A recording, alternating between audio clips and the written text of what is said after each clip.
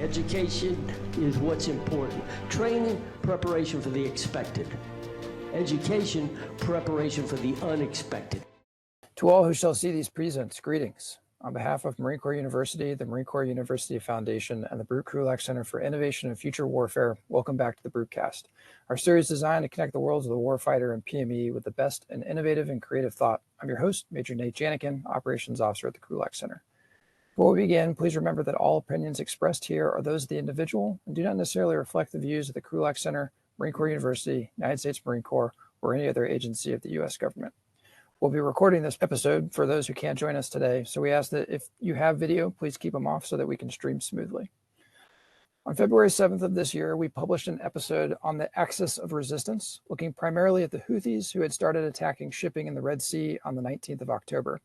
These attacks have continued since then, and there have been other actions of various groups that were touched on in that episode. After the death of Ibrahim Raisi last month, we decided to go back and look at some of these groups. So our guest again for this episode is Dr. Christopher Anzalone. Dr. Anzalone is a research assistant professor with Middle East Studies here at Marine Corps University and the Krulak Center. He has a PhD in Islamic and Middle Eastern and African Studies from McGill University, a master's in Near Eastern Studies from Indiana University Bloomington, and a double bachelor's in History and Religious Studies from George Mason University. He was previously a research fellow with the International Studies Program at the Belfer Center for Science and International Affairs at Harvard University's John F. Kennedy School of Government. He has published and lectured extensively on non-state armed groups in Africa, the Middle East, and South Asia, as well as on political Islam and Muslim social movements and organizations. So with that, Dr. Anzalone, welcome back to the Brutecast, and I'd like to turn it over to you. Thank you very much, Major Janikin. So I just wanted to begin with sort of an update, sort of building on our discussion from February 7th, just a couple of months ago. So what are the, given all of the sort of changes on the ground, both with the death of President Raisi of the Islamic Republic of Iran, and also ongoing sort of dynamics and evolution of the conflicts, sort of involvement in Yemen by on the part of the Houthis, of Hezbollah in Lebanon, of the Iran-aligned sort of Iraqi Shiite militias that are based in Syria and Iraq. Sort of what have these groups, sort of sets of groups, been doing? So I just have a couple of slides. They're mostly pictorial, just sort of to capture some of the things that I gonna just sort of hopefully very briefly talk about. Let me just share the screen for those.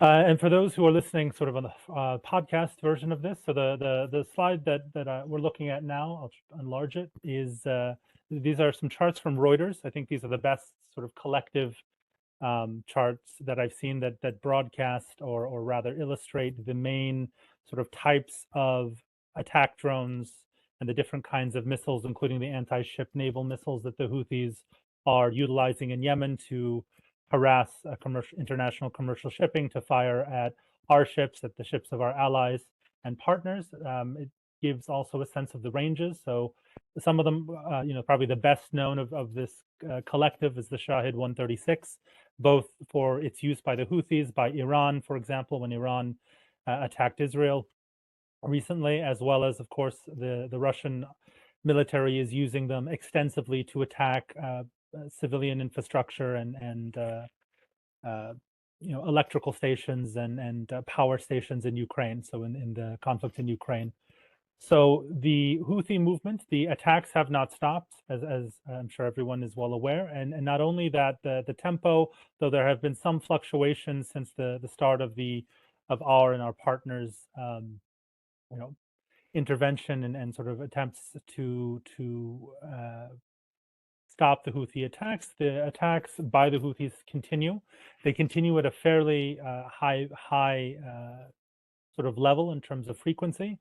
They are still attacking or targeting. They're not necessarily hitting, but they are targeting, and they are attempting to make sort of propaganda hay, if you will, out of targeting both sort of military ships, ours, British ships, French ships, other coalition ships, as well as continuing to strike commercial container ships that are attempting to pass through the Red Sea.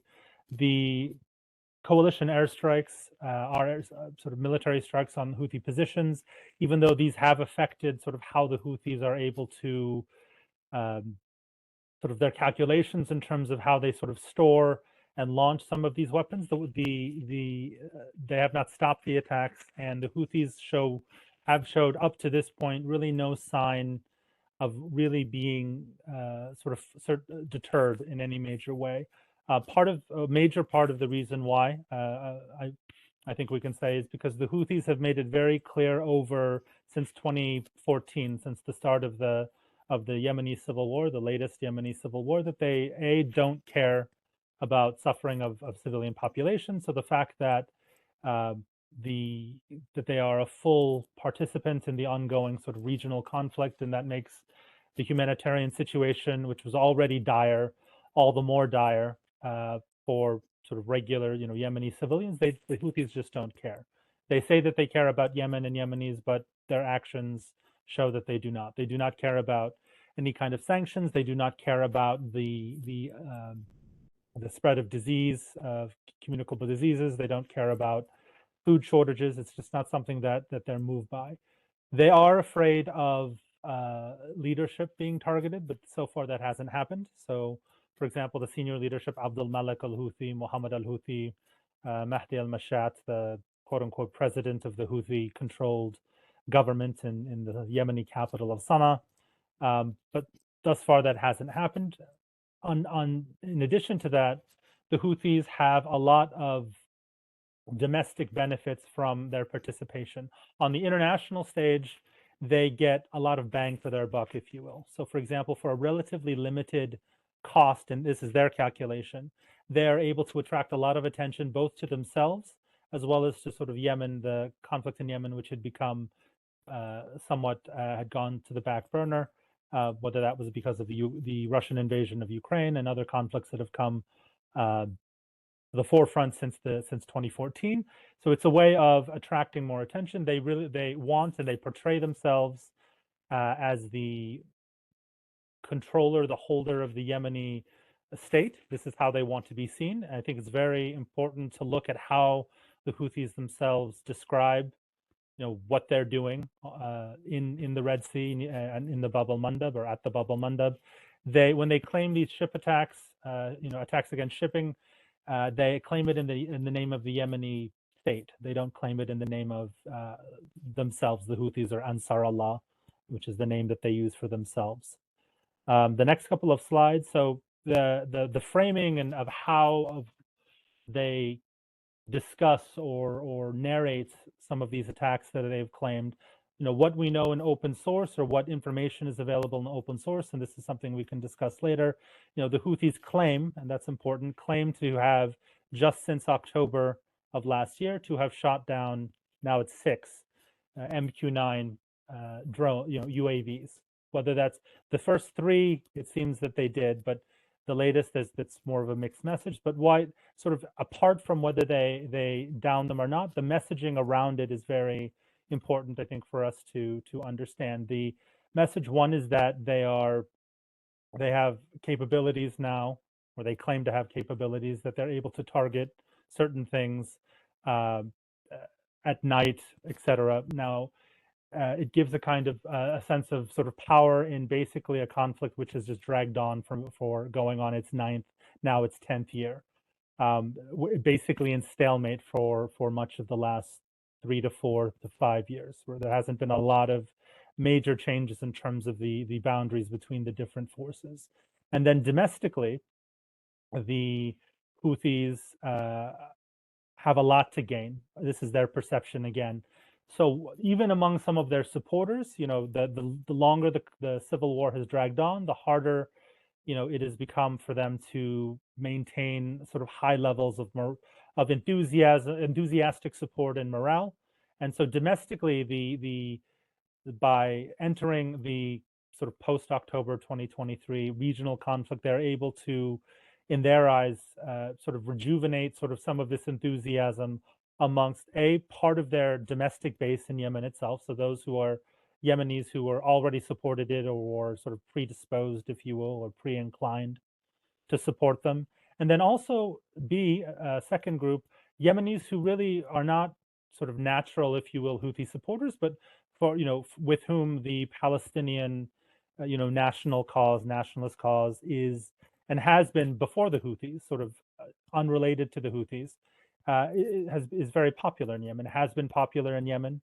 When I was in Yemen many years ago now, but point being, having nothing to do with the Houthis, support for the Palestinian cause was something that was just very popular and is very popular in Yemen, apart from the Houthis. So the Houthis are trying to tap into that, and they see their involvement in the conflict as being a way to do this by sort of burnishing their credentials, and then maybe redirecting some of that energy, or most of it probably, to supporting their own goals domestically. So the next slide, and for those again who are listening, so what there are a set of images which are from sort of Houthi summer camps, essentially Houthi rallies. There are these massive rallies that the Houthis coordinate and organize every Friday. So this Friday will be no different, I have no doubt, where literally tens and scores of thousands of people, depending on the city. So in Sana'a, for example, or in Sada, which is the Houthi, sort of in the Houthi homeland in the far north, a lot sort of near the Saudi border, you will have tens to scores of thousands, hundreds of thousands of people estimated that will gather. They'll listen to speeches by senior Houthi leaders, the Houthi-controlled sort of governments in Sana'a, etc. So for those who can see the images on the top right, we see in the center, in the brown sort of jacket, sport coat, is a man named Mohammed al-Houthi. He's a very, very, very senior Houthi leader, senior, and to the point of that, if Abd al-Malik, the head of the Houthi movement, is killed, that Mohammed al-Houthi would be a strong contender to take over the Houthi movement after him. So he's a member of the family, not a brother, but a member of the family, and is a very senior sort of Houthi official. We see sort of the classic sort of imagery that we see with the Islamic Republic of Iran, the sort of marching or walking over of Israeli, British, and American flags. An image on one of the images we see very prominently the Houthi banner. It's called the shout, or the call, the sarkha, the Palestinian sort of national flag, and also the Yemeni national flag. So it sort of combines all of these different identities, is what the Houthis are attempting to do. And this kind of mobilization, both among youth and in some of the next images, sort of this slide, the Houthis have started in the last sort of several months, mobilizing sort of local civilians. So those who are not normally in their militias or the Yemeni, sort of the Houthi-controlled Yemeni military, but sort of just local civilians in different regions. They call them these units, the General Mobilization Forces, sort of like a kind of a home guard, if you will. And what the rhetoric is, on the one hand, the rhetoric is that we're training, hundreds or thousands of, Yemenis, sort of providing them with military training and other kinds of training. And eventually, at some point, we're going to send them to Gaza, and they're going to go fight in Gaza. The reality, of course, unsurprisingly, is that's more, most likely not going to happen. But in the domestic space, these forces can be very useful for the Houthis. The Houthis think that they're winning the conflict. They're certainly not losing the conflict, even though it's essentially been a stalemate. So the Houthis view themselves as being in a very strong position now. So by mobilizing a significant number of, again, sort of home guard type sort of forces, which could be used as reinforcements domestically, rather, there's a domestic benefit, sort of bottom line up front, that the Houthis see in sort of throwing their hat into this conflict. Apart from sort of the internationalist or the transnational rhetoric, there's a very clear domestic reason or set of reasons for the Houthis to sort of involve themselves so publicly in the regional conflict. So moving sort of up north to the Levant, to Lebanon. So Hezbollah has been sort of actively involved involved itself in the regional conflict the day after the Hamas attacks on October 7th. It has gradually, since that time, sort of ratcheted up both the number of attacks and frequency, as well as the type of attacks, and also, as importantly, sort of publicly, in some cases for the first time, revealing sort of to an international sort of audience, a lay audience, not necessarily those who, of course, know about this stuff and who track this stuff, who specialize in this, but to a general sort of international audience, that they possess certain new capabilities, or capabilities which, at least to the general public, it wasn't known that they had. This includes, for example, the fielding of sort of an increasing number of drones. The sort of very recently, of course, as I'm sure many in the audience have read about and maybe you've seen the video, purported video footage of, this producing drones that can fire sort of projectiles. Last week, just 5 or 6 days ago, there was an attack on an IDF post using basically a drone swarm, a small one, but a drone swarm. They've used drones to target Skydu and some of the other sort of Israeli sort of monitoring and reconnaissance positions and assets. Many of these have been sort of confirmed by the IDF as well as Israeli sort of news media reporting. This is just a breakdown. This is the most recent one that I have of this. For those who can't see it, it's a infographic of sort of Hezbollah's sort of operational claims, the numbers between 8th of October of last year, and this is their time. They put 1,600 on 5th March, and I've broken them down. So the total is basically there were 1,194 separate attack incidents that Hezbollah has said that it has carried out. This is confirmed generally in terms of the numbers, not the breakdown, but the overall numbers in Israeli news media reporting and sort of IDF reporting, or not reporting, but IDF sort of numbers as well. There's a lot. I'll just highlight a couple of things, that are noticeable. Very, very heavy reliance or use of sort of guided anti-tank missiles. Very sort of increasing use of just in the last couple of weeks of sort of attack drones, as well as now sort of surface-to-air missiles of different types. So just in the last 2 or 3 days, there was an Israeli Hermes, I believe it was a 900 drone, which was shot down. There have been about between 4 and 6 Hermes 900 and 450, and some other types of sort of IDF drones which have been shot down since October. They didn't hit, but they fired at an Israeli warplane, again with one of these surface-to-air missiles. What they're also using, sort of very unsophisticated, but very effective in terms of the damage it can do, is a very sort of a blunt force weapon, if you will, called the Burkan, something that was used a lot in Syria during the height of the Syrian civil war. This is something that the Syrian government forces and sort of allied Hezbollah and sort of allied Shiite militias from Iraq primarily, attached, sort of affiliated and backed by the IRGC, have used. The Burkan, it just means volcano. It's a very short range. We're talking 5 to 10 kilometer range, truck launched missile.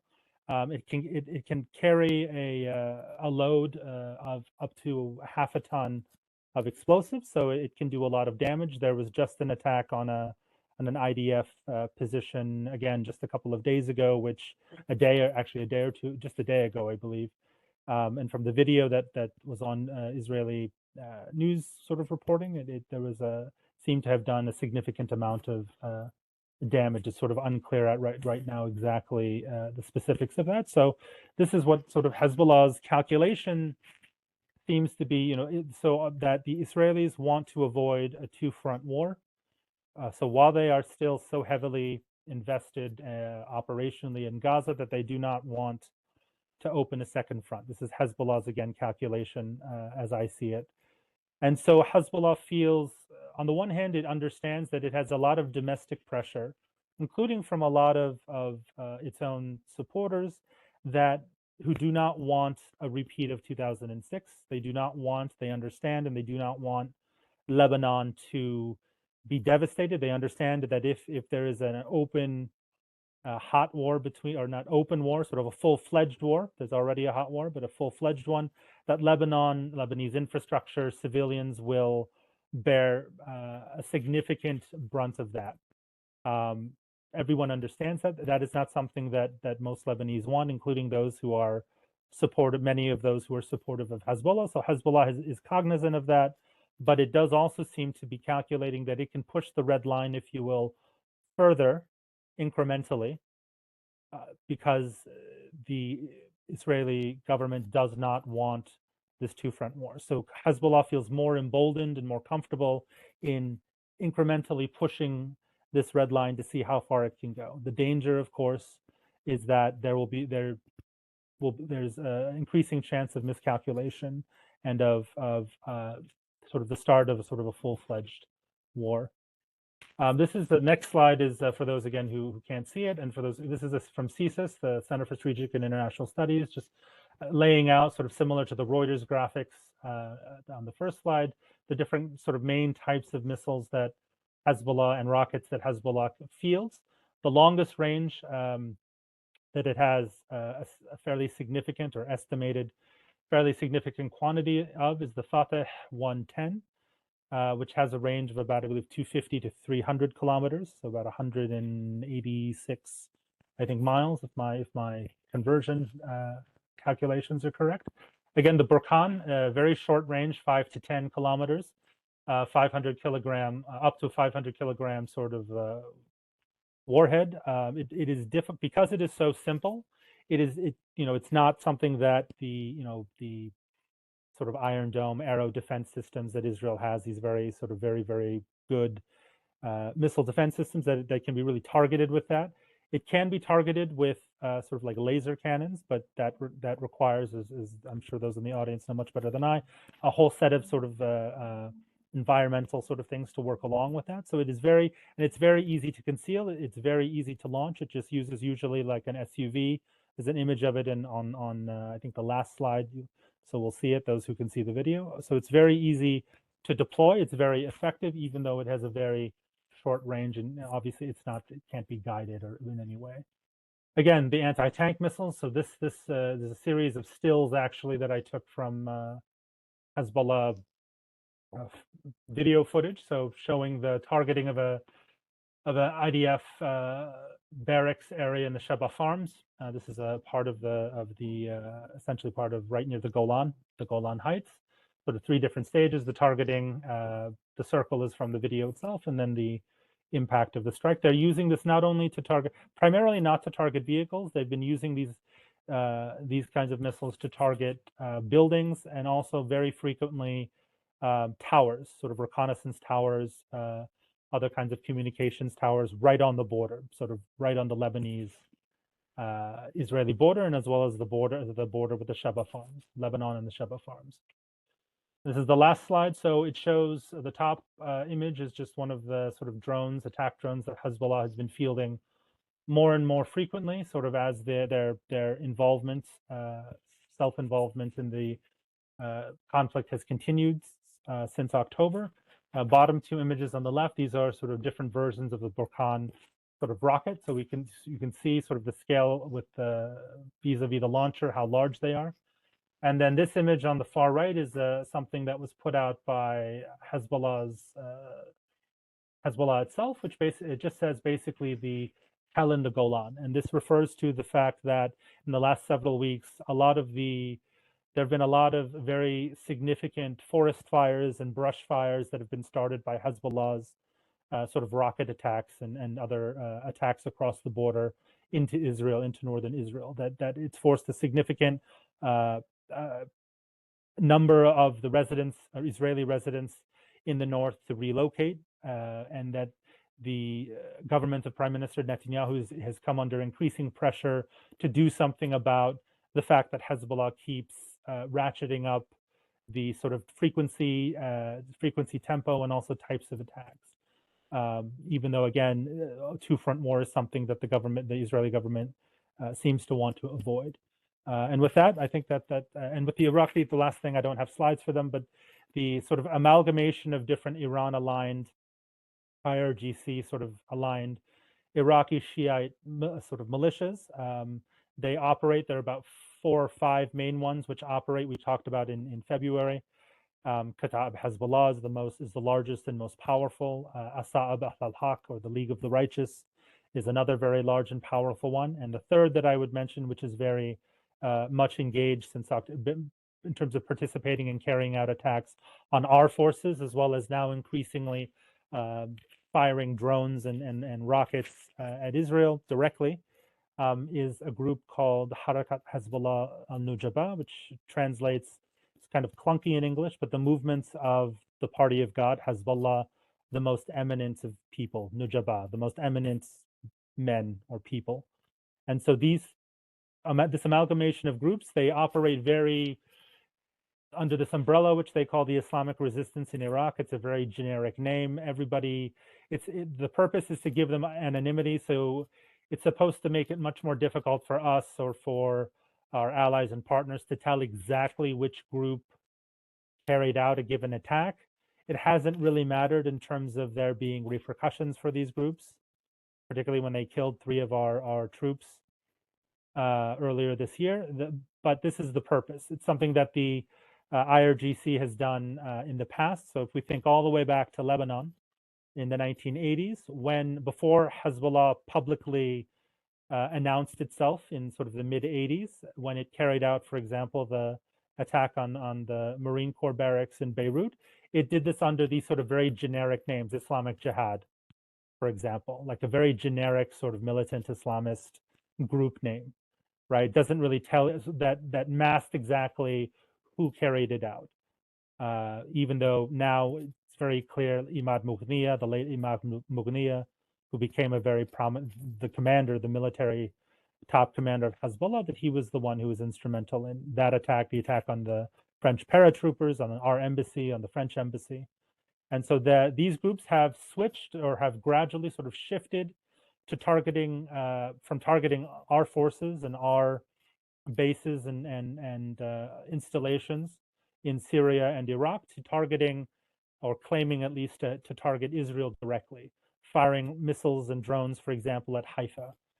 Recently, the Houthis claimed that they jointly launched an attack, 2 attacks, I believe it was, on Eilat, the port city, Israeli port city, or rather not port city, but the Israeli seaside city, resort city is what I meant to say, in the far south, on the top of the Red Sea. The Houthis and some of these Iraqi groups claim that they jointly carried out an attack. They didn't really lay out exactly what they did. It did coincide with IDF statements that they had intercepted a number of missiles or projectiles that were had entered its airspace. And so with that, I'll close, and I look forward to discussion, question and answer. Thank you so much. Thanks, Dr. Anzalone. I think the first thing I wanted to start with was, I had talked to Dr. Tarzi in a previous episode about Ibrahim Raisi and how he wasn't necessarily super important in Iran, not as important as maybe some other folks. And so my question is were there an increase or a decrease in attacks or activity after his death? And does that really have any effect on some of these IRGC-backed, axis of resistance, if you will? Sure. So the short answer is no. There has not really been a major, that I've noticed, sort of effect of the death of Raisi on what any of these groups are doing. Certainly, and particularly the Houthis, not at all, really, and Hezbollah really not at all either. So that these groups, the sort of tempo of attacks, the types of attacks that they're carrying out has not changed since Raisi's death. Right? They issued, eulogies. There were some differences between them, which to me was something that I found very interesting. So, for example, the eulogy statement from the Houthi leader Abdul Malik al-Houthi, very respectful, so to speak, but very brief, very sort of perfunctory, I would call it. May he rest in peace. That what you say when someone dies. The Hezbollah one, there was a personal letter, that Hassan Nasrallah, the Secretary General of Hezbollah, sent to Ali Khamenei, the Iranian supreme leader. Very effusive about the IRI, very effusive about Raisi. All of the, like, I know that you and Dr. Tarzi talked about all of these sort of fantastical, if you will, titles and descriptions for Raisi, the beloved, the martyr of the nation, all of this other, the doctor, professor, Ayatollah, all this stuff, made up stuff essentially.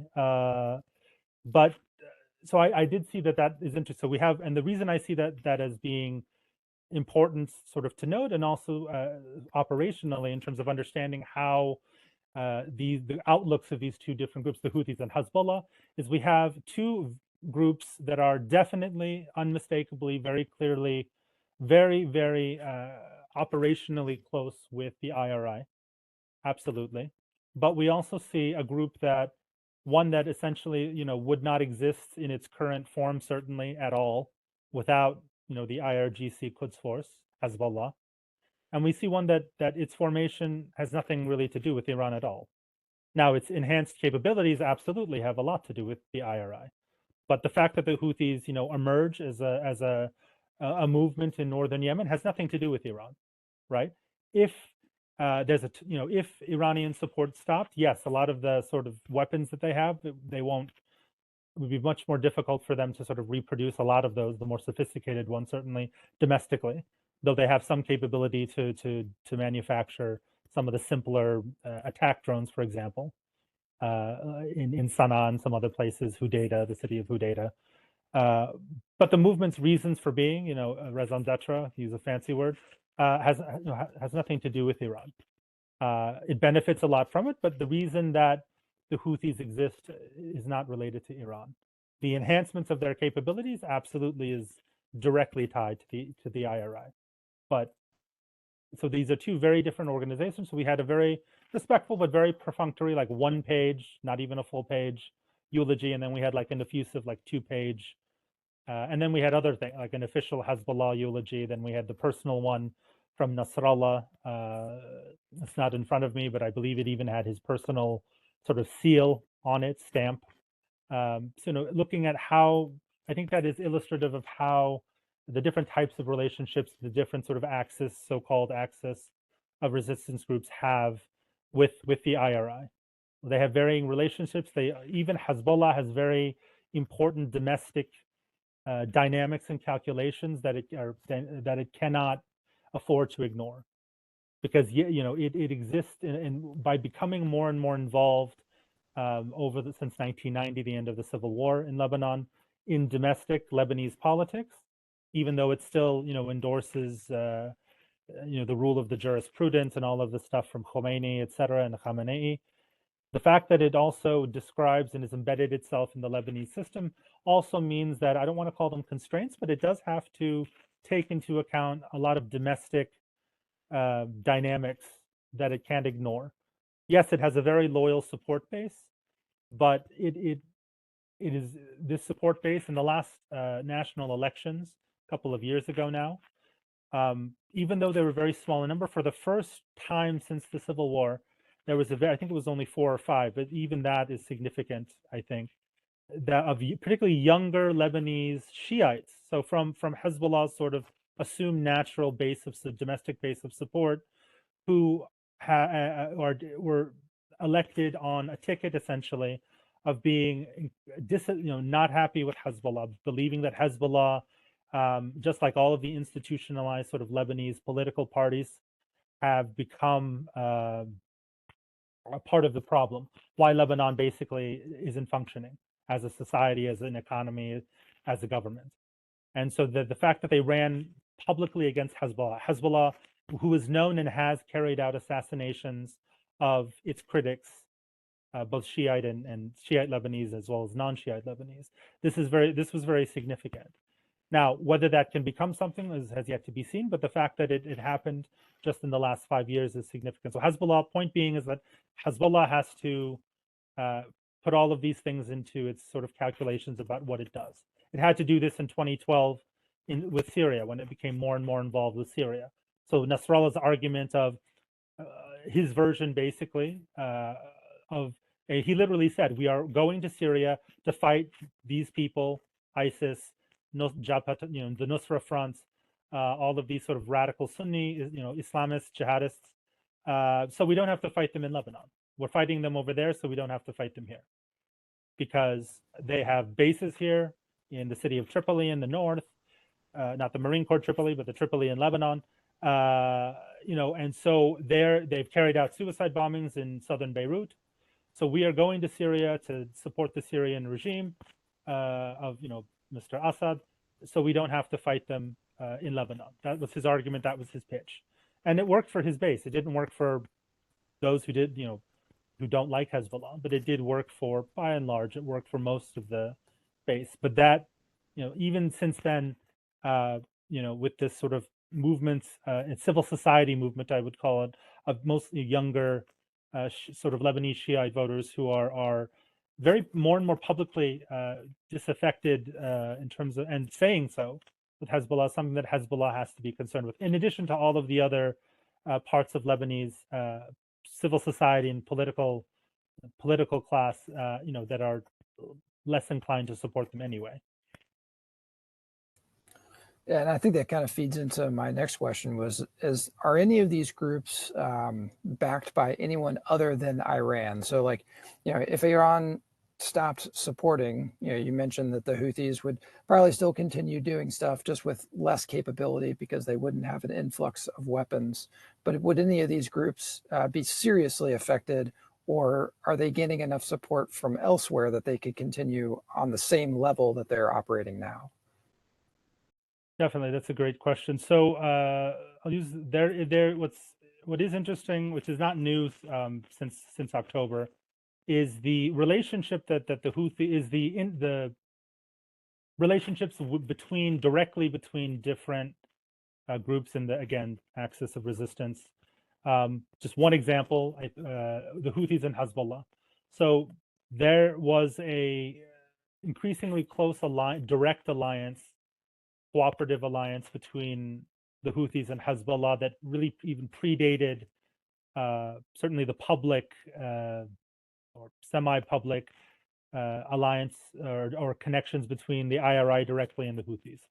So one of the things that, and we can see that the influence of Hezbollah on sort of the Houthi, particularly in certain areas. So the Houthi sort of media operations, definitely, I mean, it's, if we look at Hassan Nasrallah when he gives a speech, and you look at Abdul Malik al-Houthi, basically Abdul Malik essentially mimics Nasrallah. The staging of it, sort of how he speaks, the two main satellite sort of television networks, Al-Manar for Hezbollah, was a direct influence and model for the main Houthi satellite television station, which is called Al-Masira. Al-Masira, which just means kind of like the path or the way. It's based in southern Beirut. It's not based in Yemen. It broadcasts primarily, at least as far as as far as we know, from southern Beirut. Now, the Houthis have a whole bunch of other sort of very locally, sort of domestically aimed channels that are in like colloquial speech, etc., radio stations. But the main sort of regionally broadcast one, Al Masira, is directly modeled after Hezbollah's channel, is directly modeled after, and the way that Abdul Malik sort of, his cadence, the way he positions himself when he gives a public address is basically a mimicry of Nasrallah. The Houthi rallies became more and more organized. So in the earlier in sort of the 1990s and earlier 2000s, they were just kind of groups of mostly young men who came out and sort of just protested, like a protest. If we look at the Houthi rallies now, like every Friday they hold this massive rally in Sabin Square in sort of the outskirts of Sana'a, which is where the previous Yemeni presidents, Ali Abdullah Saleh, sort of designed for these big military parades. They're very, very well organized and regimented in terms of how they're carried out, the movements, what sort of banners are held, everybody holding up a placard to spell out words or names, the name of the Prophet Muhammad, for example, Palestinian flags, Hezbollah flags. All of this sort of choreography is something that the Houthis have directly learned from their Hezbollah directly, right? So without any sort of direct partnership, between the two organizations. So even if, let's say, there's a total change in governing system in Iran, what does that mean for the Houthi-Hezbollah relationship? With the caveat, that we don't know what the dynamics would be then with Hezbollah, but that there would be a desire to continue those direct ties and linkages. Or now the Houthis again claiming that they have direct sort of, for the first time, sort of quote unquote operational cooperation with some of these Iraqi groups. They didn't specify which ones. They just said the Iraqi resistance groups is what they said. They would have certainly a desire to continue those. For Hezbollah, now the main, I think, area where all of these groups would see a significant hit, for example, if Iranian support stopped, whether or not there was a change in governing system, say they just can't afford it anymore, would be in the area, certainly of the more sophisticated, technologically sophisticated weapons. However, Hezbollah, we don't know exactly. The estimates, fluctuate, I think, between 150,000. I think most estimates, intelligence estimates, at least in open source, agree about 150,000 or more. We don't know up to what the sort of upper level number is of different kinds of missiles and rockets. So they already have those. The Houthis have some, from domestic reporting from some reporters who've recently been to Yemen and sort of seen some of these facilities. It seems that the Houthis are now capable of manufacturing at a limited level some of the less sophisticated attack drones, for example. So the ones that they just fire off. Yes, the more sophisticated stuff, the targeting kind of chips and mechanisms, they can't do that domestically, but they are able to do some produce some of these other kit and weapons and weaponry domestically. And the other danger, which is sort of apart from sort of the groups that we're talking about, is that that I think, just to add real quickly to think about, is this region, the Bab el-Mandab, sort of between the Horn of Africa and also Yemen, has a very long history of trade, number one, but also of smuggling. So we know just in the last 5 to 10 years, there have been some very good NGO reporting on this, that weapons that seem to have been shipped, in this case, I believe they were assault rifles that were shipped from Iran to Yemen, most likely for the Houthis. We think they were from the NGO reporting, believe that they were from the same shipment because of the serial numbers, the sequencing of the serial numbers, that a number of them, I think it was a couple of hundred at least, were found in this case in Somalia. Now what does that mean? So somehow, that some of these weapons fall into the hands of smuggling networks, and on the Somali side, for example, some of these smuggling networks have cooperative relationships with Al-Shabaab, for example. They're not necessarily a part of Al-Shabaab. They're not really even jihadists, but they just sell to whomever will pay for them. So that there's also this sort of danger of sort of passing off sort of instability to different regions by different sort of actors, sort of third-party actors, and that the Houthi messaging, whether they in some cases, if we compare, Hezbollah has been much more, by and large, targeted in the attacks that it's launched. Primarily, with some there are exceptions, but they have targeted specific or attempted to target specific, IDF assets, positions, units, etc. We know that not only from their claims, but also from afterward, both Israeli news reporting and IDF statements. The Houthis seem to be much more, yes, they target stuff, but more kind of firing quantity versus, we can think of it maybe as quantity versus quality, for lack of a better word. But even that frequency has a benefit. Back in, I believe it was in December or January of last year, or just January of this year, there was an interview with the BBC, one of the BBC services, with the I believe it was foreign minister of Djibouti, and he very frankly said, look, we've told the the United States asked us if they could move some additional air defense systems to Camp Lemonnier, and we said yes. But we also told them, we told them you cannot use Djibouti as the launching pad for any of the operations involving Yemen. And he said why. He was very, very not blunt, but he was very upfront about it. He said, look, we do not want the Houthis have all these missiles, and they're clearly happy to fire them off at not anything, but like fire them off, a lot of them off. We don't want to be targeted by these missiles. And yes, okay, maybe but maybe the Americans say to us, we have the Patriot missiles, we can shoot them down. Yeah, but if they and we said to them, if the Houthis fire 5 or 6 missiles at us, yes, okay, maybe the Patriot will, will shoot down, 3 or 4, but that still means that 1 or 2 get through. We just don't want any missiles coming toward us. So that point being is that effect is something that I think the Houthis are counting on, whether or not they actually hit anything. In some ways, whether or not they hit something is almost, in a way, it's not that it doesn't matter, but it's not really their success. Again, success in quotation marks in their calculation doesn't really require that. It just requires a perception. I think I would underline, if I could just underline one word, is perception of their capabilities and of their intentions. It's sort of how those things are perceived is certainly as important, if not more important, than what they actually end up hitting. I mean, of course, they claim to hit everything all the time, but in some ways it doesn't really. I mean, I don't want to say that it doesn't matter, but you know what I mean. That the perception is, in a way, is really a kind of victory in and of itself. That doesn't require them to hit anything. Yeah, the number of people, it looked like, believing that the Eisenhower had actually been hit by missiles was pretty staggering, despite the captain's continued tweeting afterwards.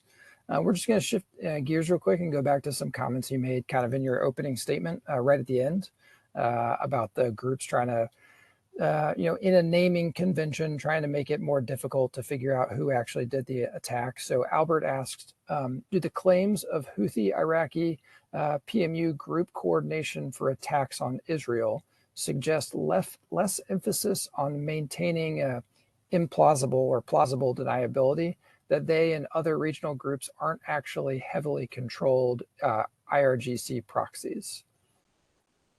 It's a great question. I think it does show that the groups within this umbrella of, that we often use, again, proxy or the axis of resistance, excuse me. I think sometimes the fact that it conflates a lot of these different groups, their motivations, their sort of operational and strategic calculations, that there is an interest, again, going back to the Hezbollah, direct Hezbollah, Houthi history of cooperation, that there is a demonstrated history and also desire of sort of direct partnerships, which are not necessarily reliant on the IRGC to be a direct sort of, I mean, they may be an interlocutor, but it's not, reliant on that. With the Iraqi, some of the Iran-aligned PMU groups in the past in 2018-19, that some of those groups also, particularly the League of the Righteous, demonstrated that when it viewed its own domestic interests, particularly politically, to be different from those of the IRI, that the League of the Righteous was willing to sort of disregard requests from the IRGC in certain instances. So, for example, when it was the United States, our last presidential election, and the IRGC seemed to be saying, sort of temper down some of these attacks on U.S. forces in Iraq. Most of the Iran-aligned groups seem to go along with that. The League of the Righteous, not using its own name, but using these sort of fronts, continued carrying out attacks on U.S. forces, even though they had been asked to sort of, again, kind of temporarily pause them. And there are different reasons for why that might be, but it's one of the reasons seems to have been a domestic calculation and also because there are a number of these groups, a large number in Iraq particularly, that these groups also, their histories are very intertwined, but they also are not always very collegial. They're also often very competitive. So to use like a fancy academese word, it's called outbidding, that when you have groups that share similar sort of outlooks and ideologies and sort of platforms, they need a way to differentiate themselves. And so they will do that in what on the surface may seem to be very sort of in the minutia, basically, because it's very difficult for them to differentiate for their target audiences one from the other. So that's what this seems to have been. And I think that actually feeds really well into Albert's next question. He says, another analyst on Yemen that he follows, Nadwa Dasari, has pointed out that the start of summer means the start of the Houthi, quote unquote, summer schools, that indoctrinate children in Houthi-controlled parts of Yemen. Are there any comparative studies of similarities and differences in how these various groups recruit, train, and indoctrinate new fighters? It's very good. I think there is a bit, I think there's much more research on the way that Hezbollah does it. So for example, Hezbollah has a equivalent of the Boy Scouts. I believe they also have one for girls. So the Boy Scouts one is called the Mahdi. I think the Imam Mahdi Scouts, the 12th Imam, the hidden Imam. There's because that's existed longer. There's a number of sort of a lot of the studies Hezbollah will talk about sort of the very. We know a lot more, I think, about the social, civil society, if you will, side of Hezbollah. Like in addition to its military sort of command and control. Of course, I'm blanking on the author. There's a very good book. It's from Oxford University Press. It is entitled. This is a personal, just sort of recommendation. Hezbollah mobilization in something. The author, I believe she's French, Aurélie Daher, Daher. I think it's the most detailed study of Hezbollah, both militarily, but specifically in terms of its political and social services, etc., kind of wings, or not wings, but sort of aspects that I would just personally sort of recommend in terms of laying a lot of this out, of how Hezbollah sort of thinks about this kind of stuff. It's based on a lot of interviews with Hezbollah sort of officials and sort of Hezbollah supporters who are not, members of the group in Yemen. And actually, so the images that were on the slides are directly from those summer camps that Albert mentioned, that you mentioned, Albert. And you can't read it on the slide, but sort of the slogan that the summer camps for this summer is knowledge and jihad, ilm wa jihad. So knowledge and exertion of effort for the sake of God, on the path of God, in the path of God. And the sort of indoctrination of how they, interpret sort of the different sort of the fusion of religion and politics sort of into this kind of hybrid thing. I don't know. I know there's some things on the Houthis. I can't remember anything offhand specifically on. I'm not saying that doesn't exist. About the Boy Scouts kind of thing, but on Hezbollah, there's quite a lot of studies and research on it. Awesome. We're coming up on our hour, but before I cut to you for any closing comments you want to make, I was going to ask, have we seen the Houthi F5 recently? Are we aware of its status from the video that they released many months ago? Yes. Okay. So, and the one helicopter. The last time that I saw it in the Houthi propaganda thing was earlier this year, again at one of these mass rallies that they hold every Friday. And the F5 and the helicopter had sort of crisscrossed each other. I haven't seen either of them since. Perhaps I missed them, but yes, and in that footage, which was it was interesting because you saw them just going in different directions over Sab'in Square in Sana'a. I believe it was the same helicopter that they used to board the Galaxy Leader all the way back last year. So if they lose that one helicopter and the one jet, But yeah, so I think they're much more useful. Obviously, with the Galaxy Leader, they used it for operationally, but I think the jet is probably more useful for propaganda purposes than than anything else. And I guess the one last thing I would say, I'll let you go. That'll be my last sort of thought. So we'll just turn it over to you, and you can provide your closing comments. Just sort of again to it's very a question I would leave for all of us to think about is what are the reasons that the Houthis don't seem to be deterred? I don't have sort of a definitive answer. I think we should really think about that, and I would just add into the calculation of how do we and our partners, how could we deter an actor that doesn't care about the suffering of its domestic population that it claims to care so much about?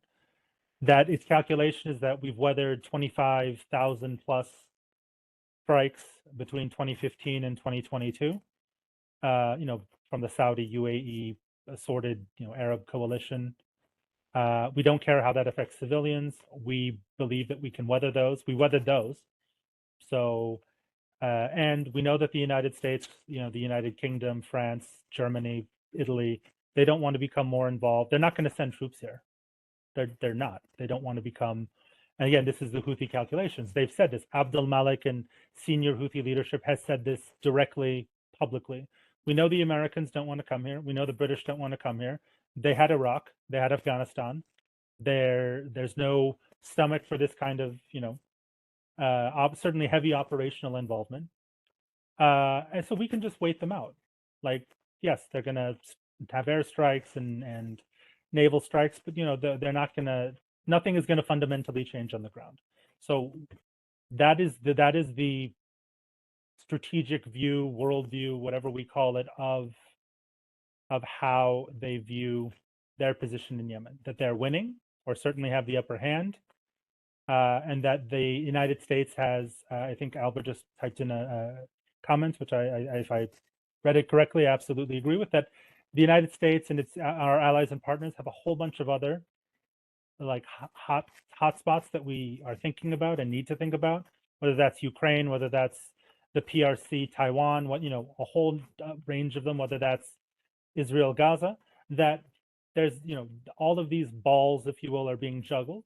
And so there's only so much that the United States, the UK, its allies and partners are going to and want to spend, if you will, or invest, for lack of a better word, in Yemen, to focus on Yemen, so that the Houthis can, again, keep doing this is what they think, push forward, and they not really suffer any consequences that they're not willing to accept, both on the part of the civilian population, who they don't care about, and themselves, that, the senior leadership hasn't been targeted, or, isn't being targeted, or certainly hasn't been hit, by and large. So they don't really see it, and it doesn't cost them a lot, and it gets them a lot. There's a lot of bang for their buck. So how do we deal with an organization and really a movement, because it is a social movement, that is domestically embedded?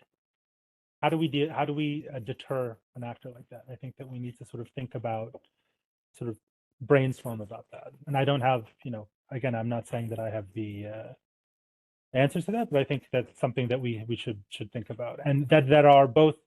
And last thing I'll say, both in relation to the Islamic Republic of Iran, sort of the alliance between those two, which is very clear and undeniable, but also the fact that the Houthis have a whole set of dynamics and calculations that are very domestic, vis-a-vis them in Saudi Arabia, them with different parties in Yemen. I believe, again, another comment from Albert about the fact that tapping into this the popularity of the Palestinian issue is popular with broad swaths of Yemeni civil society, including those who hate the Houthis, right?